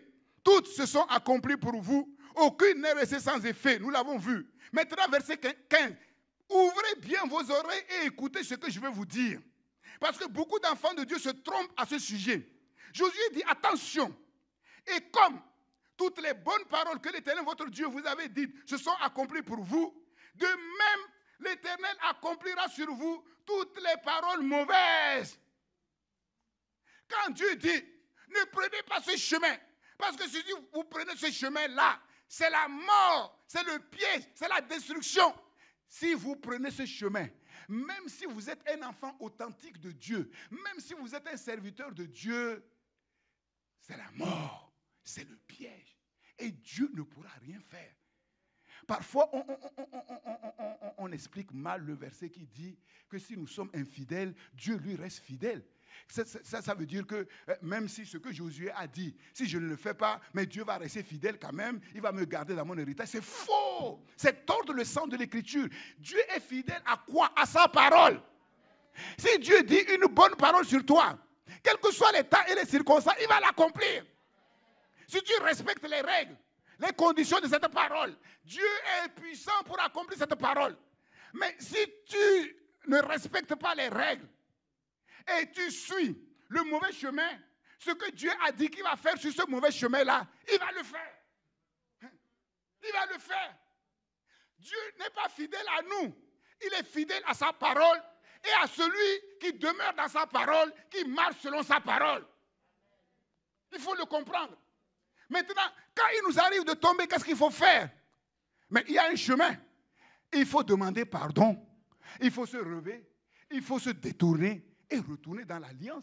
Et là, maintenant, vous quittez le chemin du mal et des choses mauvaises que Dieu a dit qu'il va accomplir sur le chemin mauvais pour retourner sur le chemin du bien. Mais si vous restez sur le chemin du mal, toutes ces mauvaises choses-là vont s'abattre sur vous. et Dieu ne fera rien.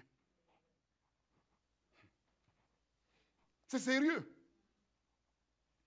Voici, je suis où là? Verset 15. Verset 15. Les mauvaises paroles. De même, l'Éternel accomplira sur vous les paroles mauvaises jusqu'à ce qu'il vous ait détruit du dessus de ce bon pays que l'Éternel, votre Dieu, vous a donné. Ça veut dire, vous ne pourrez plus garder votre héritage. Non seulement vous ne gardez pas votre héritage, mais vous avez pris le chemin de la mort. Si vous transgressez l'alliance que l'Éternel, votre Dieu, vous a prescrite, et si vous allez servir d'autres dieux, et vous procédez devant eux, la colère de l'Éternel s'enflammera contre vous, et vous périrez promptement. Promptement, aucune protection. Aucune protection.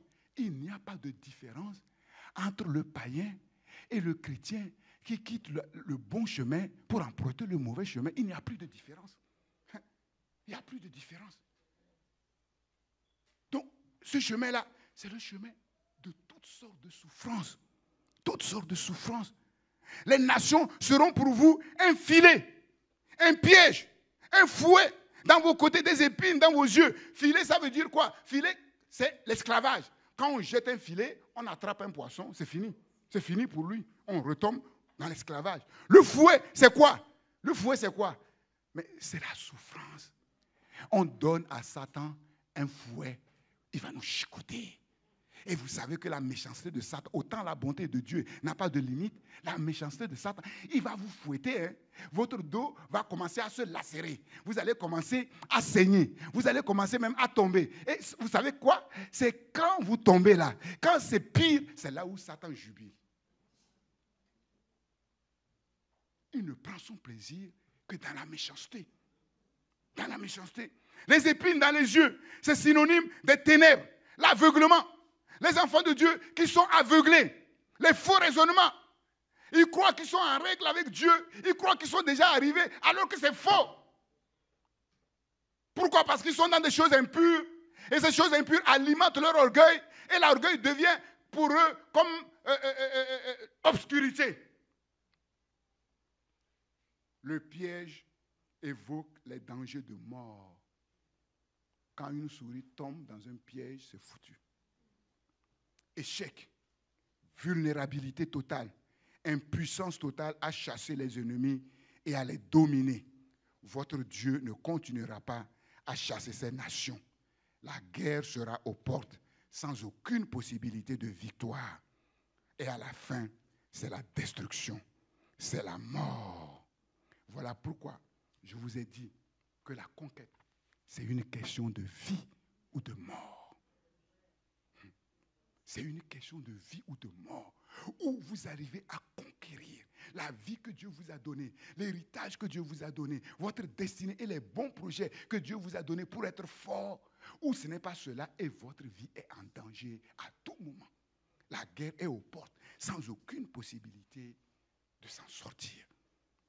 La prophétie de Josué, malheureusement, s'est accomplie sur la 3e génération qui a complètement déconnecté. Complètement déconnecté. Je termine.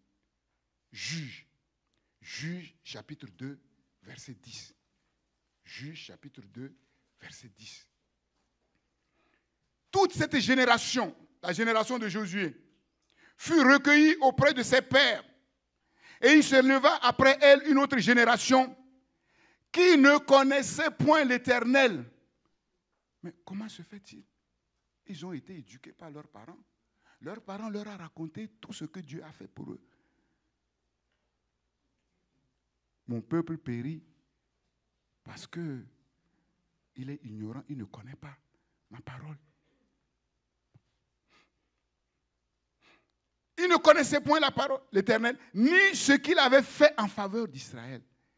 Qu'est-ce qu'ils vont faire quand on ne connaît pas Dieu? Quand on ne se souvient pas de ce que Dieu a fait? Les enfants d'Israël firent alors ce qui déplaît à l'Éternel et ils servirent les Baals. Ils abandonnaient l'Éternel, le Dieu de leur père, qui les avait fait sortir du pays d'Égypte. Et ils allaient après d'autres dieux, d'entre les dieux des peuples qui les entouraient. Ils sont revenus vers les dieux de l'autre côté du fleuve, ou les dieux des Cananéens. Ils se prosternaient devant eux, ce que Josué a dit de ne pas faire. Vous voyez, ils se prosternaient, ils irritaient l'Éternel, ils abandonnaient l'Éternel et ils servirent les Baals et les Astartés. La colère de l'Éternel s'enflamma contre Israël. Il les livra, comme il avait dit, entre les mains des pillards qui les pillèrent. Donc, tout l'héritage que leurs pères ont amassé, tout a été volé, pillé. Il les vendit entre les mains de leurs ennemis d'alentour. Ils sont devenus à nouveau esclaves de leurs ennemis. Ils ne purent plus résister à leurs ennemis. Partout où ils allaient, la main de l'Éternel était contre eux pour leur faire du mal. Comme il a dit, comme l'Éternel l'avait dit, comme l'Éternel le leur avait juré. Ils furent ainsi dans une grande détresse. L'Éternel suscita des juges afin qu'ils les délivrent de la main de ceux qui les pillaient. Mais ils n'écoutèrent même pas leurs juges, car ils se prostituèrent à d'autres dieux, se prosternèrent devant eux et se détournèrent promptement de la voie qu'avaient suivi leur père, et ils n'obéirent point comme eux au commandement de l'Éternel. Donc, la prophétie, la crainte de Josué s'est retrouvée être une vérité tragique.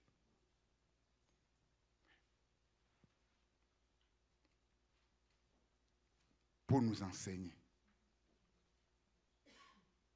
Mais gloire à Dieu, Israël fut fidèle à l'Éternel pendant toute la vie de Josué et pendant toute la vie des anciens qui survécurent à Josué et qui connaissaient tout ce que l'Éternel avait fait en leur faveur, qui ont gardé en souvenir la bonté de l'Éternel pour demeurer dans l'alliance de l'Éternel. Qu'il en soit ainsi pour nous, pour CPN, par la grâce bienveillante de notre Seigneur et de notre Sauveur Jésus-Christ, afin que notre vie et la conquête que Dieu nous donne de faire, notre héritage, soient sécurisés et que nous demeurions entre les mains de l'Éternel des instruments précieux pour le témoignage de son nom au milieu des nations. Que l'Éternel soit béni. Et nous disons merci Seigneur pour sa parole.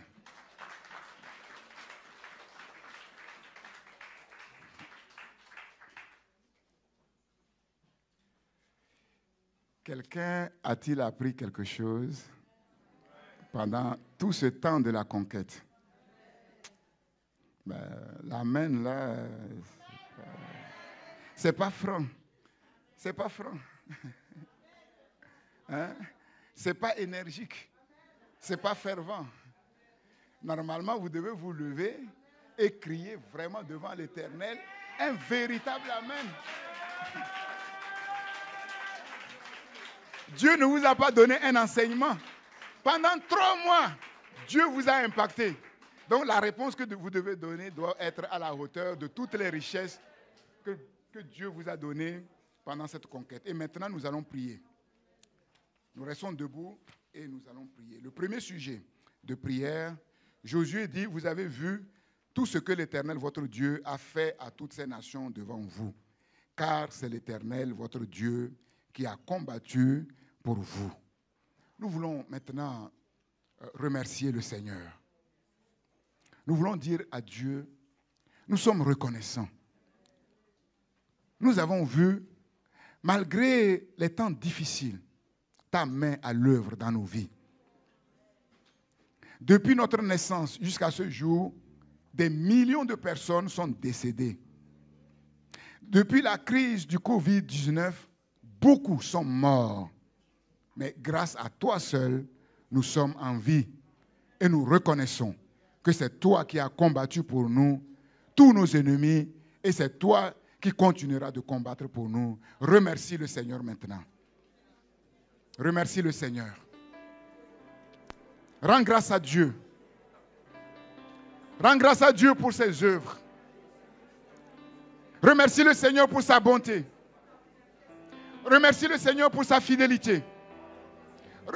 Remercie le Seigneur pour sa puissante main sur ta vie, qui a combattu tes ennemis dans l'invisible, qui a renversé, qui a détruit même Balaam, sans même que tu te rendes compte. Nous reconnaissons que c'est ta main puissante dans nos vies, sur nos maisons, qui nous a conservé cette vie et qui continuera de conserver cette vie. Reçois toute la louange, Seigneur. Les mots sont faibles, Seigneur, mais toi tu connais nos cœurs. Accepte-les, Seigneur. Nous ne voulons pas être des enfants ingrats, sous prétexte que nous n'avons pas ceci, nous n'avons pas cela. Nous oublions ce que tu nous as donné, ce que nous avons déjà, et ce que tu dis que tu vas faire en plus. Seigneur, merci. Merci. Merci. Deuxième sujet. Comme Josué et tout Israël, nous voulons rester fidèlement attachés à l'Éternel notre Dieu, pour l'aimer, pour le craindre et pour le servir. Nous faisons le choix de demeurer dans la voie de la bénédiction, la vie, le bien. Nous disons non au chemin de la malédiction. Nous ne voulons même pas regarder, oui, vers le mont Ébal. Nous focalisons nos yeux sur la montagne Garizim, là où se trouvent nos biens et notre bénédiction. Seigneur, nous rejetons toute forme de désobéissance, de rébellion. Donne-nous la force que tu as donnée à Josué et à toute l'armée d'Israël pour demeurer fidèlement attachés à toi, à ta parole, pour demeurer, Seigneur, sur la voie que tu as tracée pour nous. Tu n'es pas un Dieu qui tue, tu n'es pas un Dieu qui ôte la vie, mais tu es un Dieu qui donne la vie. Seigneur, qu'il en soit ainsi. Oui, maintenant prie. Prie l'Éternel ton Dieu. Demande-lui de te donner toute la force. Nous avons commencé par la force de l'Éternel. C'est lui qui nous donne la force de combattre. C'est lui qui combat pour nous. Et nous devons continuer avec la force de l'Éternel. Sans sa force, nous ne pouvons pas servir l'Éternel, ni marcher sur le chemin de la bénédiction qu'il a tracé pour nos vies. Demande à Dieu de te fortifier de manière surnaturelle. Qu'une huile fraîche descende maintenant sur ta vie et qu'il te communique la force même du buffle. Le buffle même d'Afrique noire qui terrorise ses proies, ses victimes, ses ennemis. Afin que quand l'ennemi te voit, il tremble. Qu'il n'ose même pas s'approcher de toi ni de ta tente. Qu'il n'ose pas s'approcher de ta maison. Parce que de loin, il voit le géant qui est en toi. Car celui qui est en toi est plus grand que celui qui est dans le monde. De loin, il voit toute l'armée céleste qui t'entoure. Car ceux qui sont avec toi sont plus nombreux que ceux qui sont contre toi. Et de loin, il tremble. Seigneur, merci pour ta force, le courage surnaturel que tu nous donnes. Troisième sujet. Proclamons que nous n'avons qu'un seul Dieu et Père, l'Éternel. Nous n'avons qu'un seul Seigneur et Sauveur, Jésus-Christ. Nous n'avons qu'un seul guide, un seul consolateur, un seul conseiller, un seul Père adoptif, le Saint-Esprit. Nous refusons de nous procéder devant un quelconque autre Dieu. Nous proclamons qu'il n'y a pas d'autre Dieu en dehors de ce Dieu-là. C'est lui le Créateur, le Rédempteur, le Régénérateur. Et nous disons, à qui irons-nous? C'est lui seul qui a la vie. C'est lui seul qui détient les secrets du bien et du bonheur. Oui, nous disons non à toute forme d'idolâtrie, de passion mondaine Nous n'avons qu'une seule passion, notre Dieu, Jésus-Christ, que nous aimons de tout notre cœur, de toute notre âme, notre force et de toute notre pensée. Oui, proclame-le. Proclame-le. Parce que l'ennemi est en train de te regarder. Tes ennemis sont en train de te regarder.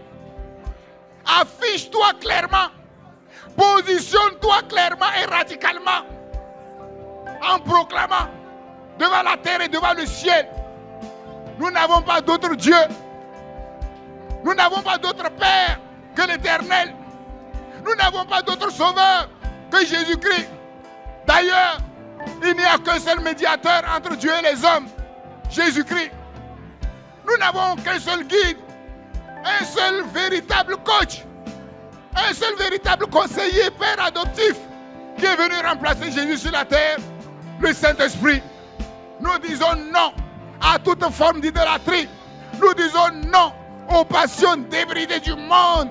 Nous n'avons qu'une seule passion, notre Dieu, que nous apprenons à aimer de tout notre cœur, de toute notre âme, de toute notre pensée et de toute notre force, afin d'aimer notre prochain comme nous-mêmes. C'est lui, notre Dieu. Il n'y a point d'autre Dieu. Alléluia. Quatrième point, nous proclamons que nous sommes dans ce monde, mais nous ne sommes pas du monde. Nous sommes citoyens du ciel, gens de la famille de Dieu, étrangers et voyageurs sur la terre. Notre destination, la Nouvelle Jérusalem, la Jérusalem céleste, une cité qui a de solides fondements, inébranlables, qui ne peut être détruite. Nous refusons par conséquent de nous mêler aveuglement aux nations païennes par des alliances, des relations, des associations interdites par la parole de Dieu. Toutes nos relations, nous les sanctifions par le sang de l'agneau de Dieu. C'est nous qui devons être des influenceurs et non le contraire. Et non le contraire. Je refuse d'être influencé par quoi que ce soit, par qui que ce soit. Je refuse d'être influencé par les réseaux sociaux. Je refuse d'être influencé par l'Internet. Je refuse d'être influencé par le portable. Je refuse d'être influencé par la télé, par les cultures ambiantes. Nous avons une culture, la culture du royaume. Nous avons une mentalité, la mentalité du royaume. Nous avons des valeurs, les valeurs du royaume de Dieu que nous voulons promouvoir sur la terre. Alléluia. Alléluia. Nous refusons de nous conformer au présent siècle mauvais. Ces passions, ces manières de vivre et ces modes malsaines. Nous rejetons toutes ces choses à la poubelle. Maintenant, prie et proclame. Proclame ta véritable identité. Proclame maintenant qui tu es. Et si tu sais qui tu es, positionne-toi clairement, sans concession aucune. Ton rôle sur la terre, c'est de faire le bien. Et le bien que tu peux faire sur cette terre, c'est de communiquer les valeurs du royaume à ce monde qui est perdu. C'est de communiquer la vie du royaume à ce monde qui est perdu. Que le Seigneur fasse de toi une lumière, que ce soit dans ta maison, sur le lieu de ton travail, partout où tu vas. La lumière qui ne se mêle jamais avec les ténèbres. Afin que ceux qui voient ta lumière quittent les ténèbres pour venir à la lumière. Seigneur, étrangers et voyageurs sur la terre. Étrangers et voyageurs sur la terre. Étrangers et voyageurs sur la terre.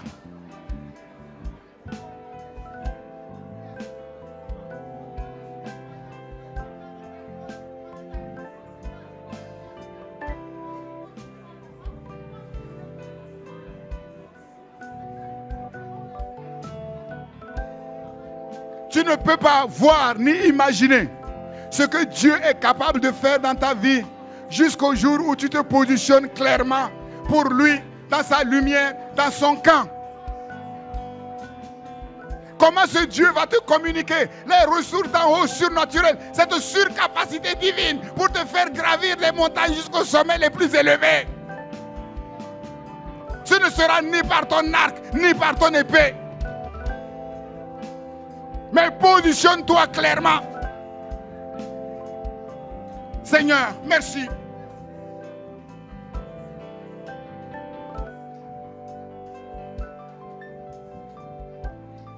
Nous choisissons, 5e point, d'être fidèles à l'Éternel notre Dieu. Comme l'Éternel notre Dieu est fidèle vis-à-vis de nous. L'engagement de servir notre Dieu.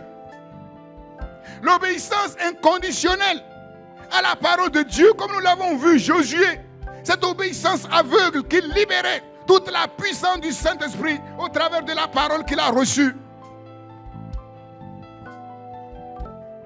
Nos raisonnements deviennent des obstacles.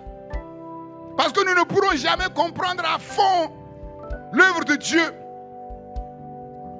L'obéissance inconditionnelle à la parole de Dieu, à sa volonté qui est bonne, agréable et parfaite.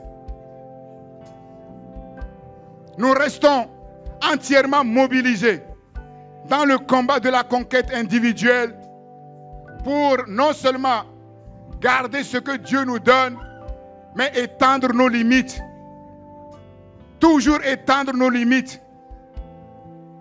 Pour la croissance et l'expansion du royaume de Dieu sur la terre, que Dieu fasse de nous des instruments précieux, stratégiques, dans cette décennie stratégique. Proclame maintenant ton positionnement et ton attachement fidèle à Dieu. L'obéissance. Dis à ton Seigneur, j'ai compris, maintenant je ne veux plus discuter avec ta parole. Donne-moi simplement de discerner ta voix, la lumière de ton inspiration, la lumière de ta révélation, la lumière de ton illumination. Et à partir du moment où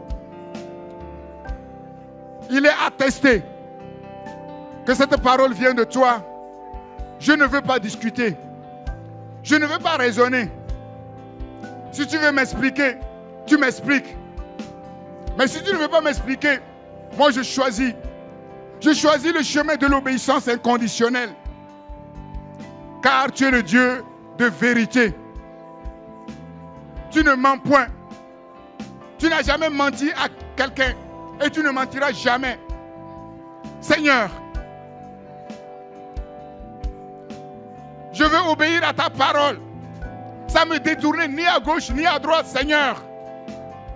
Restez focalisé sur celui qui m'a parlé et sur sa parole qui est venue à moi, Seigneur, afin de faire de moi un instrument précieux, stratégique, pour cette décennie stratégique, pour l'expansion du royaume de Dieu sur la terre, au nom de Jésus-Christ.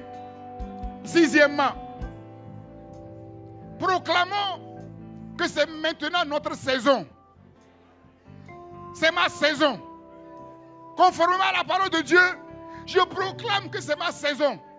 Je proclame que c'est la saison de crise pour les nations.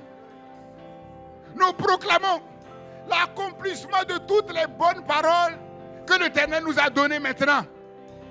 Nous proclamons que l'année 2021, année de grâce spéciale, année de provision particulière, va s'achever de la meilleure des manières, quels que soient les temps et les circonstances, quelles que soient les crises. Proclamons haut et fort que l'année 2022, l'année de la grâce surabondante, de la provision exponentielle, va commencer de la meilleure manière, va se poursuivre de la meilleure manière et va s'achever de la meilleure manière, quelles que soient les crises, quels que soient les temps et les circonstances. Alléluia. Alléluia. Proclamons le succès de notre campagne de conquête et d'expansion. Nous proclamons à la fin de cette conquête, comme nous avons proclamé au début de cette conquête, notre Dieu n'a pas de limite. Notre Dieu n'a pas de limite. Et nous avons compris que Dieu n'a pas de limite pour tous ceux qui ne mettent aucune limite à leur obéissance à Dieu et à leur engagement pour Dieu. Parce que nous nous sommes engagés à obéir de manière inconditionnelle à ne pas mettre de limite à notre obéissance, à notre engagement, nous proclamons que la puissance de Dieu sera sans limite dans nos vies. Et que Dieu va accomplir la vision CPN. Que Dieu va accomplir la vision CPN. Qu'il accomplit les bonnes paroles qu'il t'a adressées, toutes les promesses qu'il t'a faites. Sa main puissante va les accomplir. Que Dieu te donne ton héritage. Que Dieu te donne ton héritage. Qu'il accomplit les bons projets qu'il a formés pour ta vie, dans tous les domaines de ta vie. Que ce soit sur le plan scolaire, que ce soit sur le plan professionnel, que ce soit sur le plan familial, que ce soit sur le plan spirituel. Dieu accomplit sans aucune limite.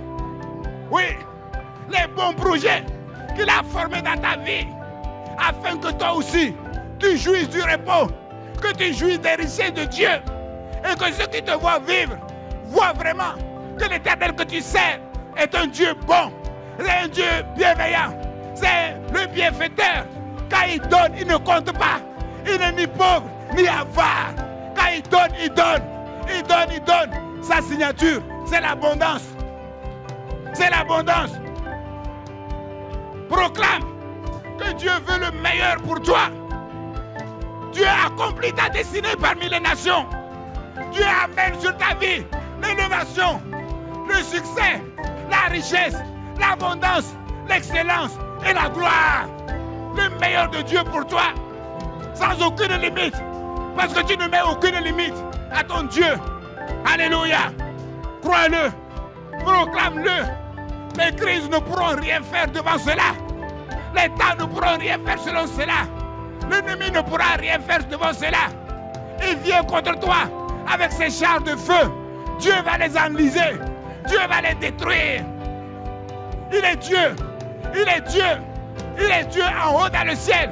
Il est Dieu en bas sur les terres, sur la terre. Il est Dieu en bas sous la terre, dans les océans aussi. Il est Dieu. Il contrôle parfaitement l'univers qu'il a créé. Il donne à qui il veut, comme il veut, où il veut, jusqu'où il veut. Alléluia. Tu n'es pas n'importe qui. Si tu as fait le choix que l'Éternel, le Dieu de Jésus-Christ est ton Dieu, tu n'es pas n'importe qui. Si tu as fait le choix que c'est Jésus-Christ ton frère aîné, tu n'es pas n'importe qui. Si tu as fait le choix que c'est le Saint-Esprit ton père adopté, tu n'es pas n'importe qui. Alléluia. Crois-le. Proclame-le. Proclame-le. Et maintenant, renouvelle ton alliance avec ton Dieu. Dis avec ton Dieu, moi je ne veux pas sortir de cette alliance. L'alliance que tu as conclue pour moi, par le sang de l'agneau de Dieu. Par le sang de l'agneau de Dieu.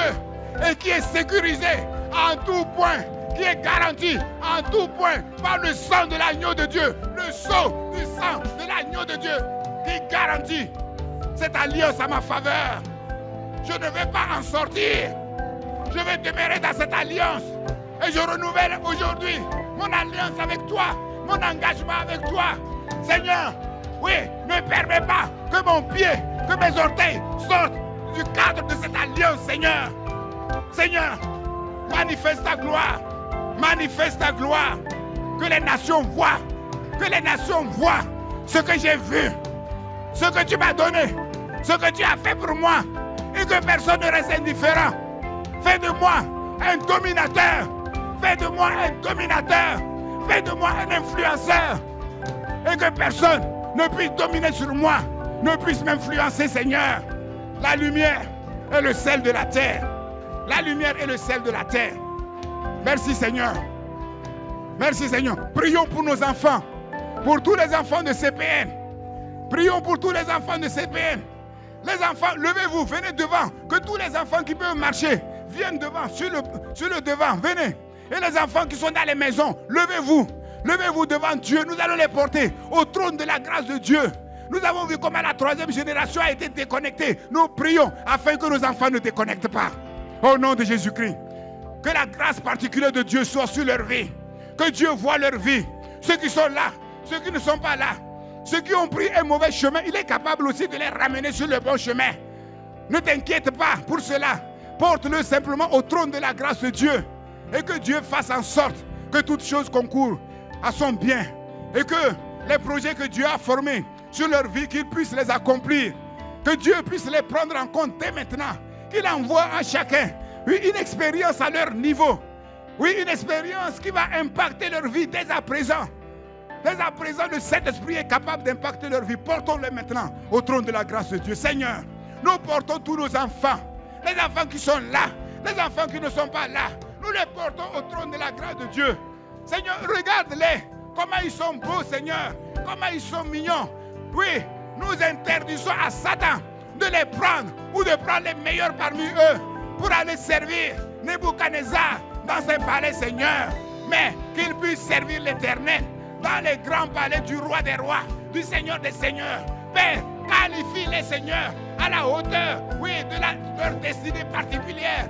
Qualifie les seigneurs selon les bons projets que tu as formés dans ta vie, pour leur vie. Donne-leur, envoie-leur une parole, donne-leur de faire des expériences particulières à leur niveau qui va marquer à jamais leur vie.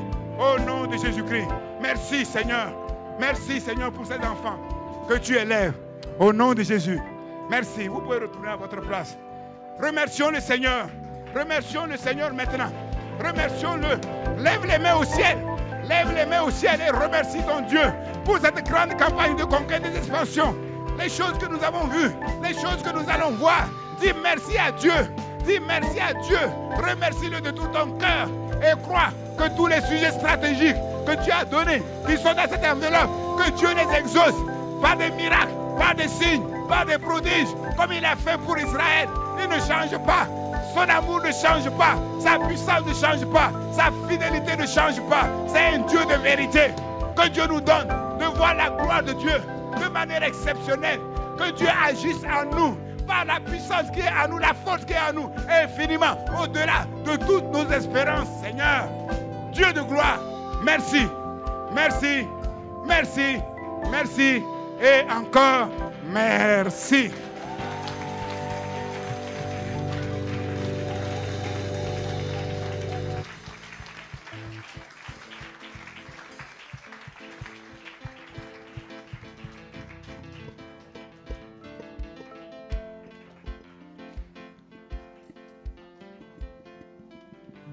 Merci à tous de nous avoir suivis. Vous pouvez nous suivre sur christpourlesnations.com. Nous vous souhaitons une excellente semaine. À dimanche prochain.